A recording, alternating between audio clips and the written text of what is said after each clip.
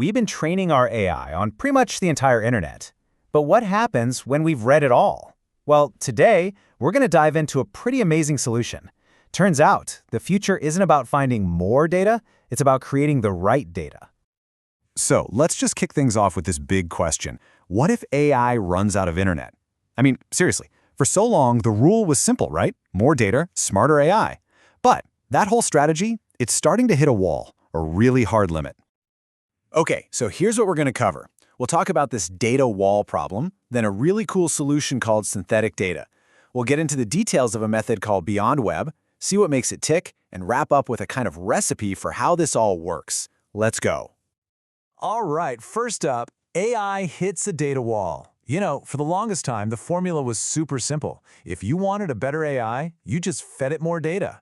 But that's just not working like it used to. And this is what the experts are calling the data wall.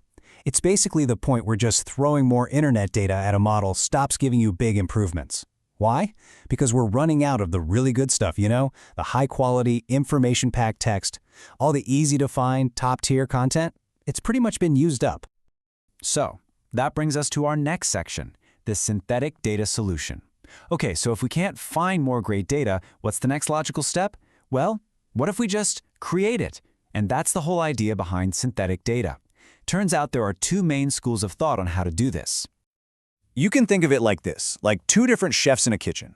On one side, you've got the generator-driven approach. This is like a chef inventing a totally new recipe from scratch. Super creative, but also really hard and expensive. Then you have source rephrasing.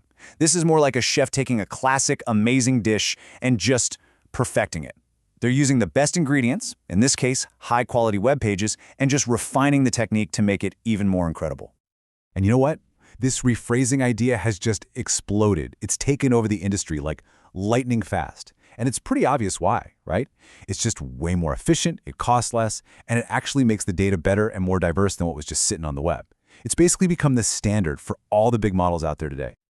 Okay, which brings us to the main event, inside the BeyondWeb method.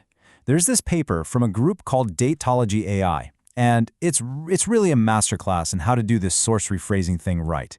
And the results they got are honestly kind of mind-blowing. So check this out. This is the big headline result from their work. They took a pretty small 3 billion parameter model and trained it on their specially crafted BeyondWeb data. And get this, it actually beat a much, much larger 8 billion parameter model on a whole bunch of tests. I mean, let that sink in. This is huge. It's basically proof that better data absolutely beats bigger models. And it's not just about being smarter, it's about being faster, way faster. Models trained this way can get to the same level of performance up to 7.7 times quicker. Think about what that means. It saves a mind-boggling amount of time, energy, and money. So how on earth did they do it? What's the secret sauce? All right, let's get into what makes this synthetic data actually work. To figure this out, the researchers basically became detectives. They ran this really cool investigation where they asked some very simple but really powerful questions to uncover the secrets of what makes data good. First question on their list, does the original seed data matter? I mean, if you're going to rewrite a bunch of stuff from the web, do you have to start with the good stuff, or can you take junk and polish it into something great? Well, the results were crystal clear. It is way, way better to start with high-quality documents and rephrase them, even if you're just reinforcing stuff the model might already know. Trying to fix bad data just doesn't work as well. It's that classic saying, right? Garbage in, garbage out. Or in this case, quality in, quality out. Okay, next up, think about how you use AI. It's usually like a conversation, right? You ask a question, it gives an answer. But the internet isn't really written that way. So how much of the web actually matches the Q&A style we use all the time? The answer is basically none of it. It's wild. Less than 3% of the text on the web is in that conversational or Q&A format. That is a massive disconnect between the training data and how we actually use the tool. And this is a problem that synthetic data is perfectly suited to solve by reformatting that other 97%. Okay, so we've established we need to take high-quality data and rewrite it into more useful styles.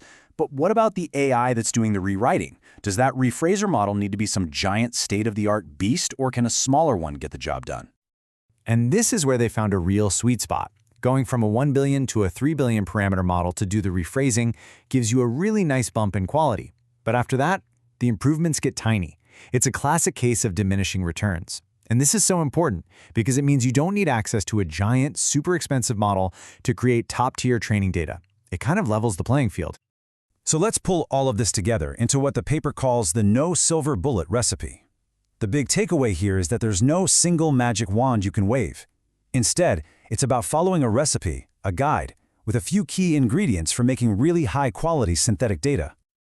So, if you were going to train your own model, this is basically your checklist. First, prioritize quality seed data. Start with the absolute best stuff you can find. Second, diversify your methods. Don't just summarize everything, rewrite it into different formats like Q&A to keep it fresh. Third, mind the style gap. Make sure you're creating data that looks like how people will actually talk to the model. And fourth, use efficient rephrasers. A 3 billion parameter model is that cost-effective sweet spot. The point is to be a data craftsman, not just a data hoarder. Okay, last section, the future of AI training. So what does all this mean for where we're headed? Well, this whole shift from just collecting data to carefully crafting it, it really opens up some incredible new doors.